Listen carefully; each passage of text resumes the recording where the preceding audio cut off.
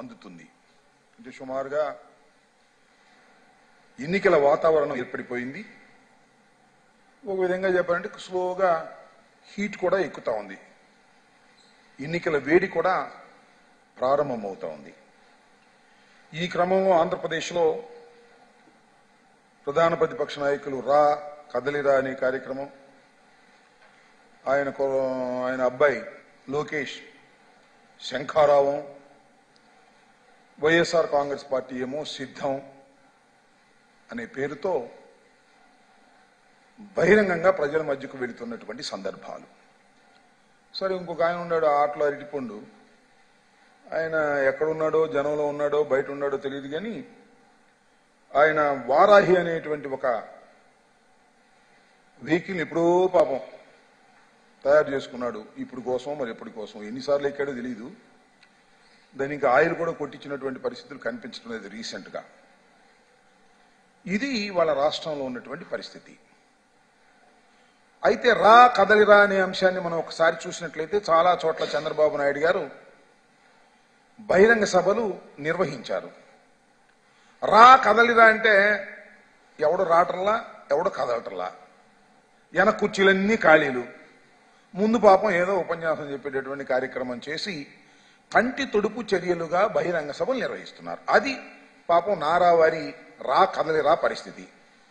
ఇంకోటి వాళ్ళ అబ్బాయి మాజీ మంత్రి లోకేష్ గారు, సరే ఆయనకి రకరకాల పేర్లు ఉన్నాయనుకో, అవన్నీ ఇప్పుడు అనవసరం, శంఖారావం అన్నాడు. అది శంఖారావం మరి నాకు తెలియదు, కానీ శంఖారావం అని మాత్రం వార్తల్లో చెబుతున్నారు. ఆయన మాత్రం చెప్పలేడు. ఆ శంఖం ఊదలేకపోతున్నాడు. ఇంకా రావం ఎక్కడొస్తుంది? ఆ శంఖాన్నే ఊదలేనటువంటి దశలో శంఖారావం మొదలెట్టే కార్యక్రమం చేస్తున్నాడు ఆయన. శంఖారావం అది. ఇక సిద్ధం గురించి నేను చెప్పవలసినటువంటి అవసరం లేదు. ఇప్పుడు 3 ప్రాంతాల్లో సిద్ధం అనే బహిరంగ సభలను మా పార్టీ అధ్యక్షులు జగన్మోహన్ రెడ్డి గారు నిర్వహించారు, పాల్గొన్నారు.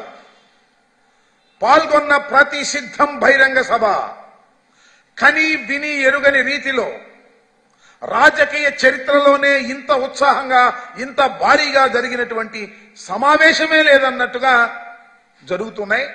ఇంకా 4వ సభ కొరవుగా ఉంది. ఈ సభలు అయిపోయిన తర్వాత, ఈ సభలు చూస్తున్నప్పుడు, అన్ని చూస్తున్నప్పుడు కొద్దిగా తెలుగుదేశం పార్టీకి సంబంధించినటువంటి మేధావులనండి, తెలుగుదేశం పార్టీకి సంబంధించిన ఆశాబాహులనండి, వారి భ్రమలు తొలగిపోతున్నాయి. వారికి పట్టినటువంటి మొబ్బులు తొలగిపోతున్నాయి. అరే మనం ఏదో అనుకున్నామే, చంద్రబాబు నాయుడు గారు ఈసారి ఏదో చేసేస్తాడని, చూడగల లేదే అనేటువంటి భావన కలుగుతా ఉంది. ముందుంది ఇంకా ముసళ్ల పండుగని మనవి చేస్తున్నా. ఇంకా ఎన్నికలు సమీపించే కొద్దికి నామినేషన్ల ప్రక్రియ ప్రారంభమై నామినేషన్లు పోస్ట్ చేసి ప్రచారానికి బయలుదేరిన తర్వాత ఇంకా చాలా క్లియర్ పిక్చర్ అర్థమైపోతుంది. ఈ రాష్ట్రంలో తిరిగి మళ్ళా జగన్మోహన్ రెడ్డి గారే ముఖ్యమంత్రి కాబోతున్నారు, 175 టార్గెట్ గా పెట్టుకుని వెళ్లబోతున్నారనే దాన్ని ఏ మాత్రం సంశయం లేనటువంటి రీతిలో, ప్రజలకు అర్థమయ్యే రీతిలో అర్థమవుతాయని కూడా ఈ సందర్భంగా నేను మనవి చేస్తున్నా. దీంతో పాటు సరే ఏదో వాళ్ళు బహిరంగ సభలు పెట్టుకున్నారు. ఆ రావం లేకపోయినా, శంఖం ఊదపోయినా, శంఖారావం పెట్టుకున్నారు. కదలరా జనం రాకపోయినా ఏదో ఉపన్యాసం కుర్చీలకి చెప్తున్నారు. ఊరిళ్ళు దుంపతే మధ్యలో సవాళ్లు. చంద్రబాబు నాయుడు గారు సవాల్ చేస్తున్నాడు. నాకు అర్థం కాని ఏంటంటే, ఆ సవాల్ ఏంటంటే, దమ్ముంటే నాతో బహిరంగ చర్చకు రా. టైం నువ్వు చెప్తావా, నన్ను చెప్పంటావా? ప్లేస్ నువ్వు చెప్తావా, నన్ను చెప్పంటావా? అదే బాలకృష్ణ సినిమాలో ఒక డైలాగ్ ఉందిలే, ఆ డైలాగ్ రిపీట్ చేస్తున్నాడు పాపం. బాలకృష్ణ చెబితే హీరో కాబట్టి కాస్త మేకప్ గీకప్ ఉంటుంది, మ్యూజిక్ ఉంటుంది కాబట్టి కొద్దిగా కామెడీగా అయినా బాగుంటుంది. నువ్వు చెబితే ఏం బాగుంటుంది చెప్పు? సవాళ్ళు విసిరితే బాగుంటుందా? చంద్రబాబు నాయుడు గారు నాకు అర్థం కాలేదు. ఏనికంటావు? చర్చకి రావాలా? సిగ్గుంది అసలు నీకు? ప్రజాస్వామ్య వ్యవస్థలో సిగ్గున్నటువంటి రాజకీయ నాయకుడివేనా నువ్వు అని అడుగుతా ఉన్నా. ఎందుకంటే ఏంటంటే రాంబాబు గారు ఎలా అడుగుతున్నారు అంటారేమో. ఏది చర్చించవలసినటువంటి వేదిక ఎక్కడ?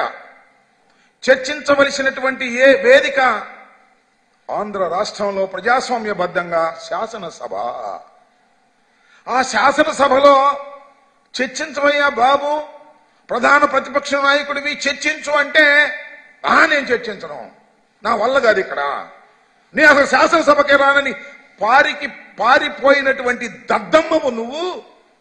వాళ్ళు శాసనసభ టైం అయిపోయింది, ఇంకా శాసనసభ పెట్టే అవకాశం కూడా లేదు కాబట్టి రా చర్చిద్దాం రా అంటే ఇక మాకేం తీరిక లేదా? నాకు అర్థం కాలేదు.